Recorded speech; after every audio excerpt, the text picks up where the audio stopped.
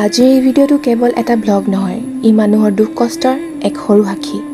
অসমত বানপানীৰ আজি এনে অৱস্থা হৈছে যে বহু পৰিয়ালে নিজৰ ঘৰ এৰি ৰাস্তাৰ কাষত আশ্ৰয় ল'বলৈ বাধ্য হৈছে। আনহাতে এতিয়াও এনে বহু ভিতৰুৱা অঞ্চল আছে য'ত সহায় সাহায্য এতিয়াও সম্পূৰ্ণৰূপে পোৱাগৈ নাই। সেইবাবে আমাৰ সামৰ্থ্য অনুসৰি সৰু প্ৰয়াস হিচাপে আজি আমি ওলাই আহিছোঁ। ইয়াত বানত ক্ষতিগ্ৰস্ত কিছু পৰিয়ালৰ হাতত অলপ অত্যাৱশ্যকীয় সামগ্ৰী আগবঢ়াবলৈ।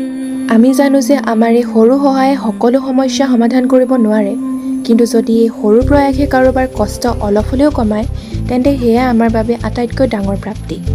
এই সহায়ৰ আঁৰত যিসকলে প্ৰত্যক্ষ আৰু পৰোক্ষভাৱে সহযোগিতা কৰিছিলে আমাক আপোনালোক সকলোকে অন্তৰৰ পৰা ধন্যবাদ।